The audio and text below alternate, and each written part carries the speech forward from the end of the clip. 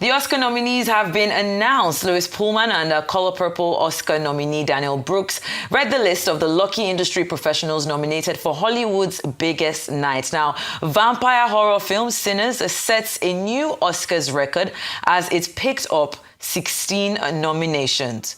One battle after another is not far behind with 13 nominations, followed by Marty Supreme, Frankenstein, Sentimental Value, and Hamnet. Warner Brothers, the story's 102-year-old studio, leads the pack with 30 Oscar nominations. Neon is in second place with 18. Netflix, which is on the verge of buying Warner Brothers Discovery, is in third place with 16 nominations. Now, Warner Bros. Studios co-chairs Pam, Abby, and Michael DeLuca will be credited with the success at Warner Bros. Many thought the duo, of course, would be fired a year ago, but now they're celebrating 30 nominations for films like Sinners, One Battle After Another, and Weapons, all original and eventually critically acclaimed at a time when sequels and superheroes dominate the box office.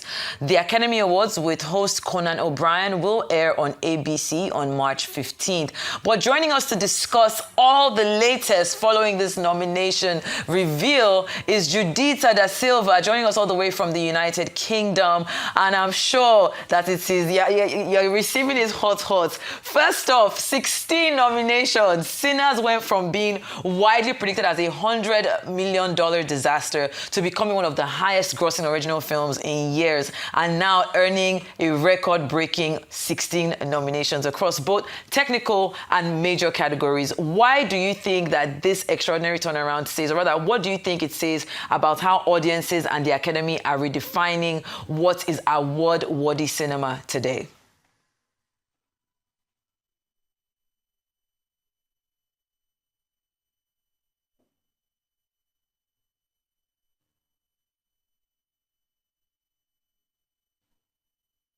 Voting body would have been watching.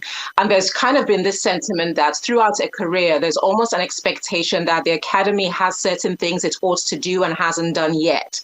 Looking at the nomination for Delroy Lindo, it was felt that he should have been given a nomination for The Five Bloods, for the Netflix film he did with Spike Lee. He didn't get it there. He didn't pick up the nomination at the Golden Globes. They've put it right. So a lot of the voters, because you have a broader body at the Academy, they are starting to put things right that they feel ought to have been put right. And because the Oscars has been forced to diversify its voting body, we're getting the kind of resolution that people would have wanted to have seen. And remember, Ryan Coogler is a man that has redefined the movie deal based on what happened around Sinners.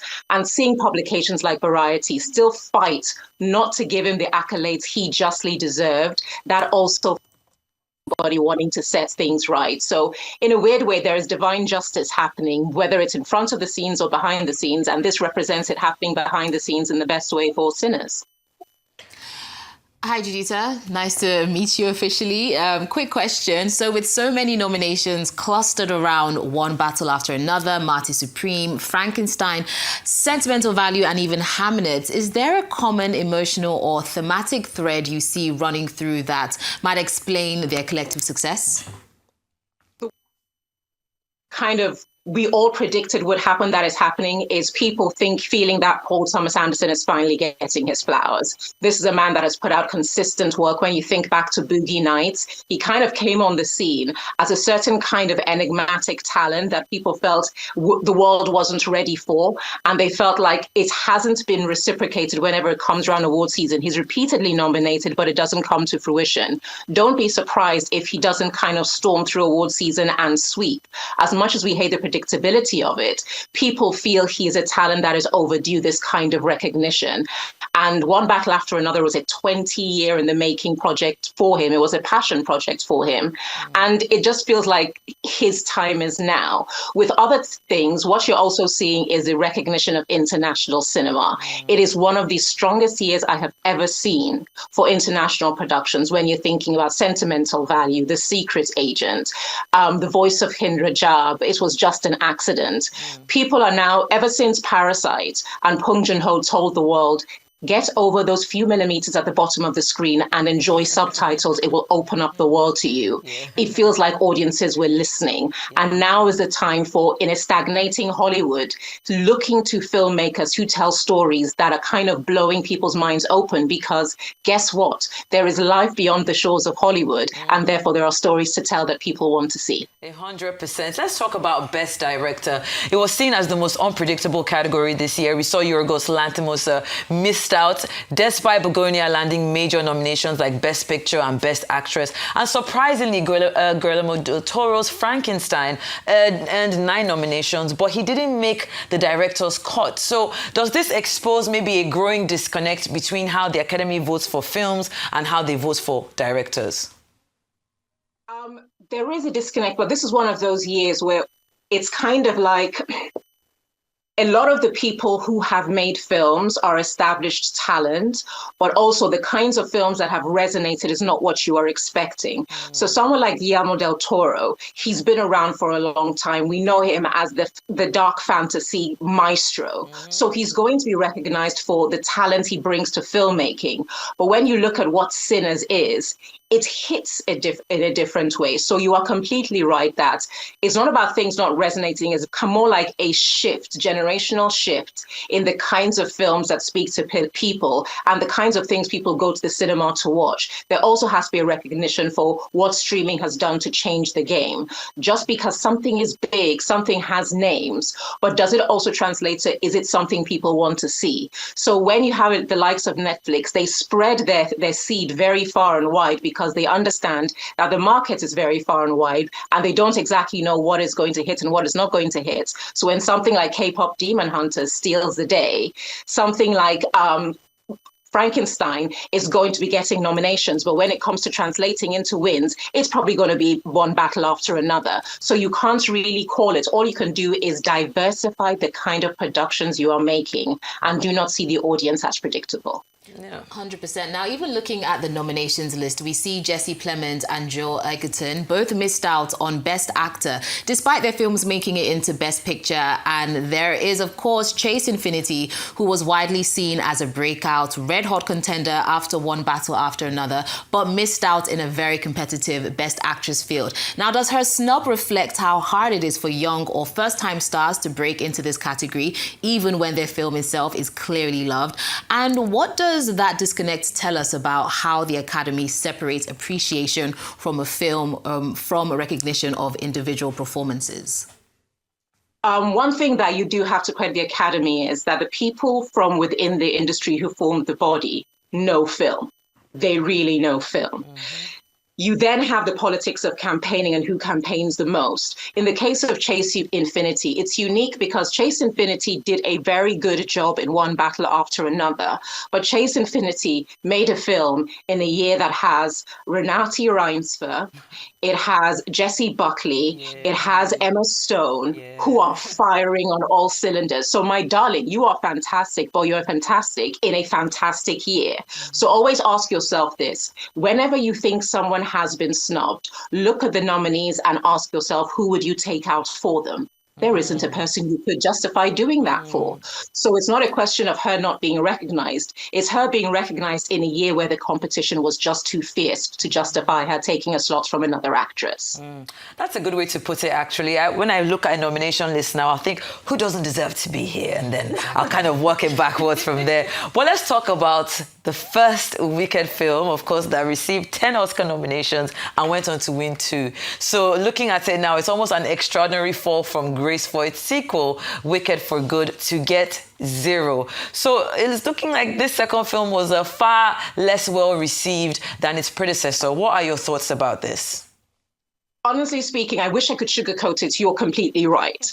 From the conversations we had between critics and analysts, Wicked for Good didn't exactly hit the way that first Wicked did. It was always a gamble when John M. Chu decided to split the story into 2 because he felt there was so much story to tell from the original IP, which is justified. But what you had was the first film was really musical heavy and the second film was really narrative heavy. When you look at it, if anyone was going to get a nomination, it was going to be Ariana Grande because the demands of her in the second film was a lot broader.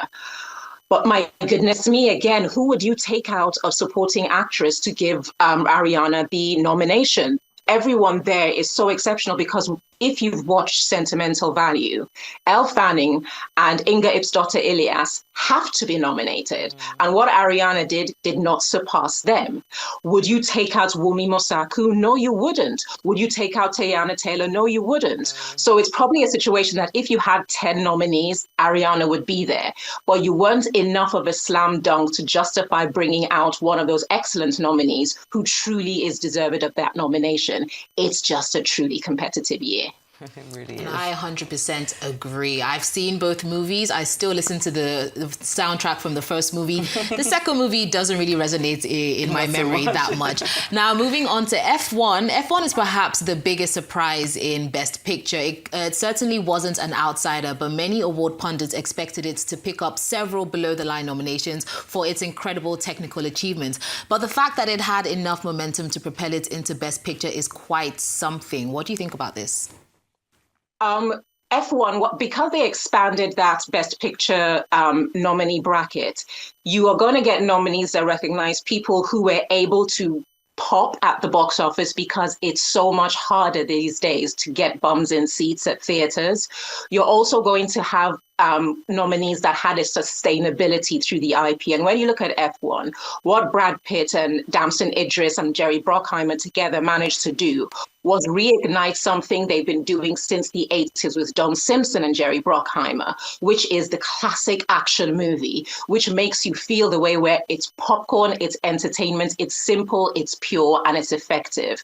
And that's probably what drives the nomination, because whoever saw F1 would tell you about the Bruckheimer feeling they had when they watched F1. And that has a value that is waning, that is dying. So anyone like a Bruckheimer who can keep it deserves to be nominated for holding on to something in cinema that people think is increasingly more precious because it's dying out. All right, then before we let you go, just to bring it back to Sinners, because that's just making me so excited. I think what really stands out, there's 16 nominations from costume design, original song, male lead, female lead, supporting actress, is Wumi Mosaku, of course, being nominated in the Best Supporting Actress category for her role as Hoodoo Princess Annie. Her rise from, of course, Manchester Estate to Oscar nomination. As a Brit yourself, I want to know, how are you feeling about this particular nomination? There's so many things I could say, but it has to be a conversation we take offline, because Sinners is, oh gosh, I need to be so professional. Her nomination means more to me than any other nomination for Sinners, personally, because Wumi Mosaku's character represents the plight of the Black woman. When you think of this, is a character who had a baby for a Black man, lost the baby. The man abandoned her, went off to seek his fortune. When everything fell apart, he came back and came to her to help him rebuild this club. When the club goes left, she's the one who identifies the problem. When they have to save the day, she's the one who dies to save him. She is the Black woman. And what she did was capture the essence of what it is to be the driving force of the salvation of the Black experience and not get the credit you deserve. So I credit Ryan Coogler for writing the story with such truth. I credit Wumi Mosaku for capturing it, and credit to the Academy for recognizing what she did. It's the best nomination of all the collective. 100%. Couldn't have said it better myself. Thank you so much, Judita. We always appreciate your analysis, of course, in film and television. Enjoy the rest of your day, and we'll speak again soon. Fantastic. Don't what you say. I am feeling very happy today that Sinners was able to. Of course. We saw you talking to Michael B. Yeah. We see why you're so happy. All right, then just to bring it back, of course, it's time to say goodbye from us here in Lagos. I'm SEYITAN ATIGARIN. And I'm NICOLE. Baby, remember to catch us every weekday at 5 p.m. right here on Arise News Channel. So until tomorrow, this has been Arise 360. Thank you for watching.